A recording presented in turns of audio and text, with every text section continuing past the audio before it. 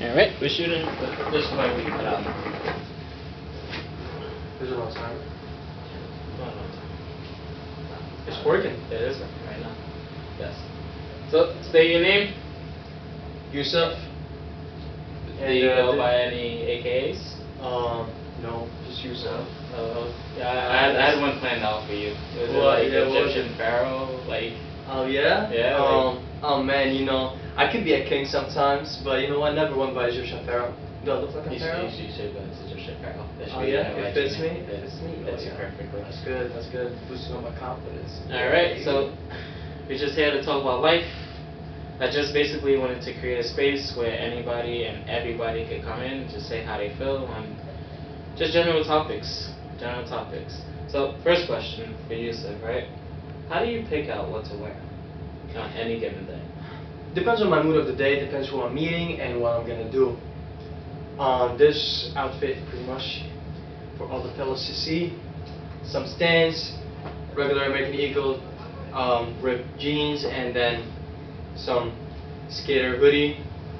Usually my go-to, you know, meeting some friends over, going for a drink, trying to be comfortable, trying to also look fly, and most important, get it smell nice and look clean as fuck.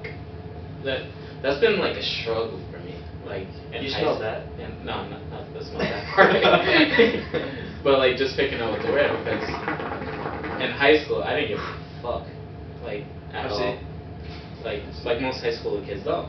And then like I took the leap from sweats and sweatsuits every day because I played sports into alright, well, you're an adult now, so you gotta dress nice, you gotta make good impressions. But I also realized that I dress in my mood every day, which is like a totally normal thing that I figured But out do you later on. think if you dress nice, do you dress to impress or do you dress for yourself? I dress solely for myself and which kind of mood I'm in. Okay, so that actually makes us a little different because sometimes I do dress to impress. But why? Because it's all about my social view, my outlook. So are you worried about what people will I'm think not if- worried about what people think. I'm not worried at all. But I know I'm gonna walk into a room and they're gonna look at me and they're gonna be like, this guy's clean. This guy is on point. They're not gonna say anything bad because I don't give them a chance to think that. You know? That seems interesting. So that goes to avenues, right? So like, do you dress nice, but are you like, were you ever never like have a haircut? Would I Or never like ever have a haircut? Or like a fresh shave up? Oh man, Like that's so funny. Does these things like balance out? Do That's you so have to funny. have I need to have my face cleaned up. I need to have my haircut done, looking pretty good. If I wake up and my hair is like, it's fuzzy and it's looking crazy, I don't care. I prioritize my haircut over breakfast. I need to go downstairs and get a haircut. You know what's crazy? Ever since I got my own apartment, and so I'm a bit messy. I'll say that openly because there's beauty in all this. So it's like there's a whole section just full of clothes that are actually neat, hung up. I get a cleaner every Wednesday, just solely that they can do that. And then there's a section where it's like, alright, all the dirty shit that needs to go into the washing machine because I have too much clothes for a hamper. I know how that is. It's a struggle. I relate. It's a struggle. So the moment I wake up, I think about like how am I feeling today. Like I know every day that I have like my objectives, but how am I feeling that day, and how can I dress to make me feel the same way, and balance it out. Which goes into the next topic, right? So this week, T.I. got caught saying on the Breakfast Club, right, that he's biased towards his kids. His daughter, he goes with to the gynecologist every year just to make sure that she's still a virgin. But his sons are allowed to fuck. What do you think? Depends how he's raised. My honest opinion, extremely sexist. We're talking about... We're in America. Alright, so... We're in America, people get to do whatever the fuck they want to do. In my honest opinion, he's not saying anything Alright, How like, old is she? The 16. Okay, that explains a lot. Right. How old is his son? 18. Okay, that also does explain a lot. At 18, if his son goes to fuck whoever he wants to, or whatever he wants to do, he can do it. Whether he wants to tell his dad or not, that's up to him. He's 18. He's not a minor anymore. 16? I'm talking about more of your view, right? So My view is- if you one day have, well, I mean we're both young, right? Okay. We're gonna grow up and Uh-huh. we're fucking a good amount of pussy these Mhm. days. Is your daughter gonna be your baby girl versus your son where you're gonna dap him up and everything? Absolutely. Absolutely. Well, first of all, I will give them all the support they need, and they can go and experience whatever they want. And if they need my opinion on something, need But my at advice, 16, you would give your daughter that freedom? I'm not gonna give my daughter any freedom until she reaches 20, at least 20. That's She's good. gonna go out, she's gonna have fun, because first of all, my idea of parenting is befriend your children, because they're gonna do whatever the fuck they wanna do, whether you know it or not. So I might as well, Alright, so how does that play into the parenting role? Because if you're their friends, then how do you? I'll raise them right, but I'll raise them on the right or wrong, I'll raise them on trust. If they wanna do something, I would like for them to consult me about it before, instead of just going behind my back and doing it, and then regretting it after. Right. Like, if my daughter wants to go see a guy, I'll sit down with her and talk to her about how is he, how is he treating you, and all of that. And if she's telling me, like, maybe he's thinking about, like, sleeping with me and stuff, which I'm trying to develop this kind of trust so that she can open to me about stuff like that, which I'm hoping on, she would tell me that if anything would to happen, and then I would just advise her. At this point, honestly, I would know if he went out and fucked her, and if he was above 18, this guy's going to jail. Alright, so Is my whole take on it is that he didn't say anything wrong up until the gynecologist part, because that's going too far. He what? Like, he didn't say anything wrong up until the gynecologist part. That's going too far. It's like, alright, well, I'm not gonna go to gynecologist with my daughter. She has a that's mother for awkward. that. That's awkward as shit. That has to be awkward for both parties. So I'm pretty sure that's even wrong. Like, there's a patient-doctor confidentiality. Like, he's not even supposed to break that, and this just develops a sense of I think fear. I think in that the children. fluctuates at 16 though, because you're not technically an adult. Yeah, but at the same time, like, there are just some things that's confidential between the patient and the doctor, that no matter what age you are. No matter what age you are. As long, I mean, bro, at 16, you're pretty aware of what you're supposed to do and what not. You're not, like, dumb. That reminds me of the Dave Chappelle skit. I don't know if you ever seen that. No. When he talks about, like, the cultural difference in being 15. Mhm. So as we all know, and the world knows, R. Kelly pissed on a girl that was 15. He pissed on her? He pissed on her. Like, out of making fun of her, the hatred. He Like, has a his fetish man- for golden yeah, showers. He has a fetish for golden showers. Okay, has a fetish for golden showers. This nigga needs to die. He needs to die. That's disgusting. Alright, but when you were the age of 15, right? Were you able to decide that you wanted to get pissed on or not? I don't even know how to answer this question. I don't even know how to answer this question. So I definitely did not want anyone pissing on me. exactly my point. So, like, were you able to just, like, and obviously he's a comedian, so he brought up the part that if I didn't want to get pissed on at 15, I'll just move out the way. Simple. Meanwhile, If someone considered pissing on me at 15, I would probably be scared for my life as to why someone, whether a guy or a girl, is trying to piss on me. This is just humiliating for me, and just shows signs of mental illnesses. At 15, I was aware of, like, mental illnesses, and this for me seemed more of like a mental illness than it is as a fetish.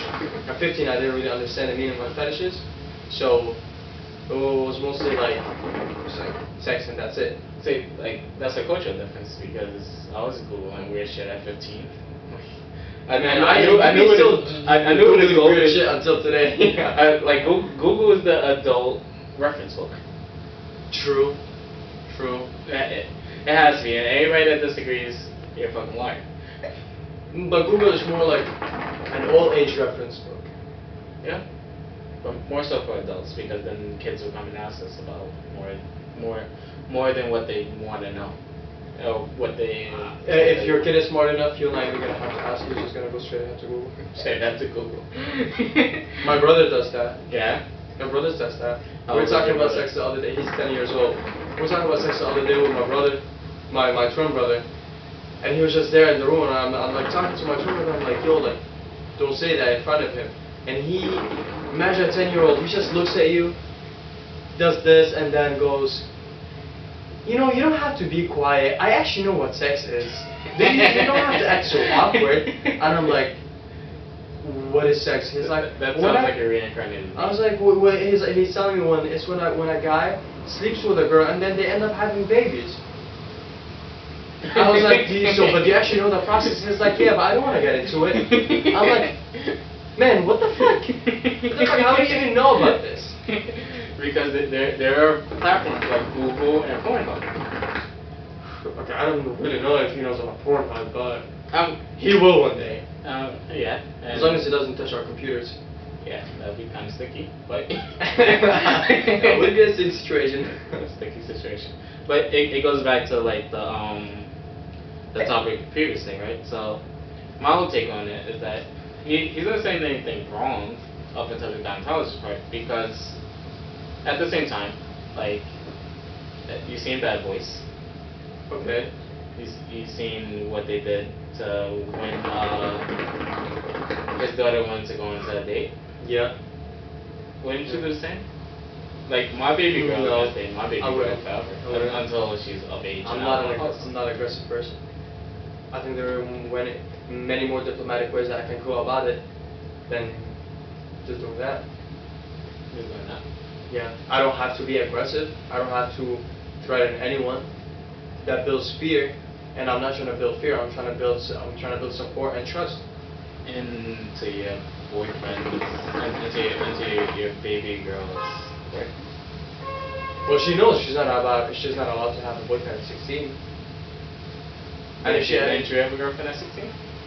no, Really? no. Seriously? I mean, I did, but man, yeah, I didn't do anything. It wasn't anything serious, but you And still then had there's a cultural girlfriend. difference. Yeah. At 16, I was back in Egypt. Yeah. So. I was back in Egypt, and then I kind of came here at 16. How was that? How was Egypt? Like, how are like the law differences there? You know, like the parenting differences from America. Much more closed-minded, much more cynical and judgmental. Piercings, as easy as people just go out and do it here in any piercing or tattoo parlor. In Egypt, piercing are viewed as like you hurting your own body, and the body doesn't even belong to you. So it goes also back to religion, and most people there are very religious. But then again, at the time I was there, I was 16.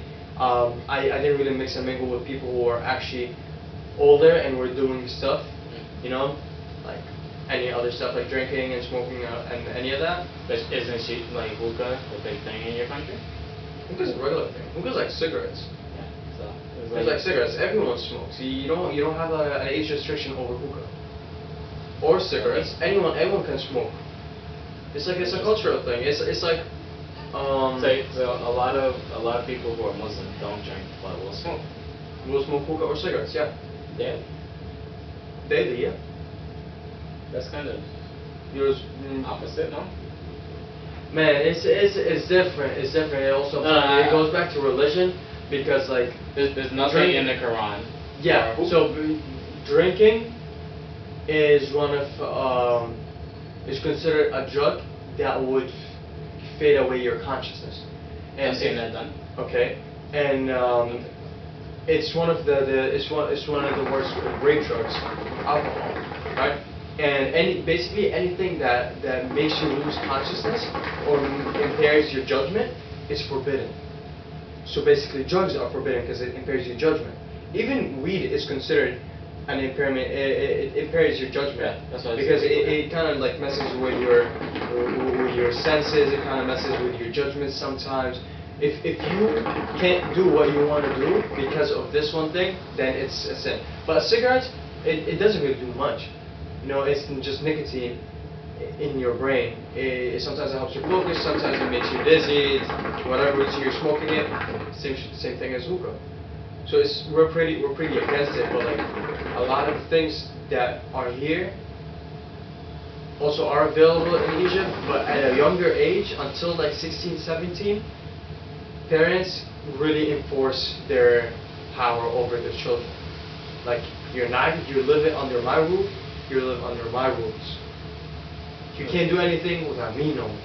Oh, trust me, once you hit the age of 18, you're not even going to be home.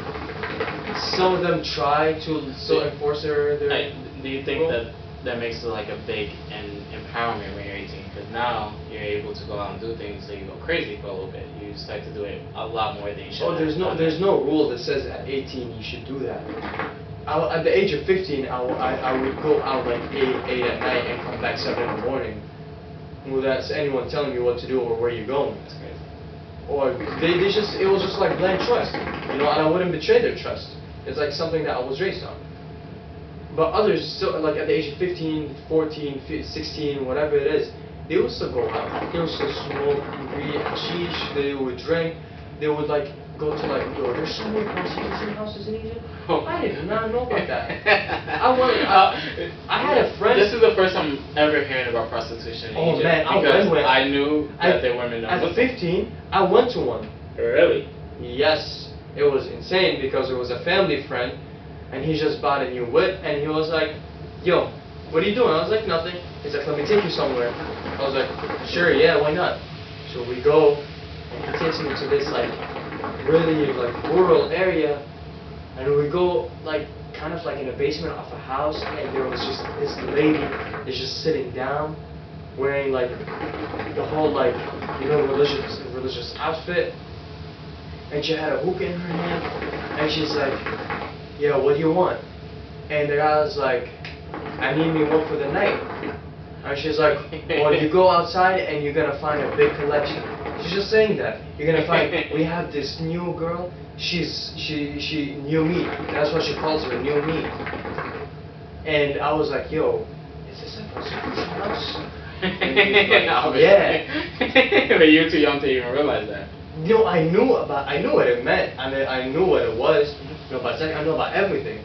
But I just could never imagine it. I've never been to one. I never imagined how it looks like. Here in New York, prostitution houses are basically like Asian massage places. Yeah, that's true. And strip clubs. And strip clubs. Yeah, but most strip clubs. Not that we know that. Most strip clubs have like enforced rules, but you still find your way through it. But most Asian massage spots around the city are in prostitution houses, and that's another experience I did not expect. So you've been through the full happy ending. Oh man, more than a happy ending. It was an amazing ending. It was amazing. Pretty good. Didn't expect it, which made it a lot better. Alright, so you've been partying. Well, I wouldn't say before houses of partying. So what was your like first club experience? So my first club experience was with one of my coworkers, and at the age I was 16, and he's telling me in Spanish, fluent Spanish, don't worry about it, you don't even need any money, we're gonna go out, I need you to basically just hang out with me. Was that here? Yeah. In the city? Yes. Okay. Like, you just need to hang out with me, I need somebody for a friend. Alright, so I said no at first because 16, I know, like, I'm sure I was going to get ID'd and then they just tell me go home. Yeah. So, and then he kept asking, so I was like, you know, let's do it. So then I go out with him, right? And this guy was into a lot more things than I even imagined. So, the two girls, right, are expecting us to pay for everything. Oh, man. And he's telling me not to bring any money or pay for anything. So, we go out. And my dude is straight taking cash from the girl that he's with to pay for everything. And her does she know? She knows, she's giving him the money. So her friend later finds out about that and she goes, oh, she's like, oh, Like you're hanging around dudes with no money. Like what is this?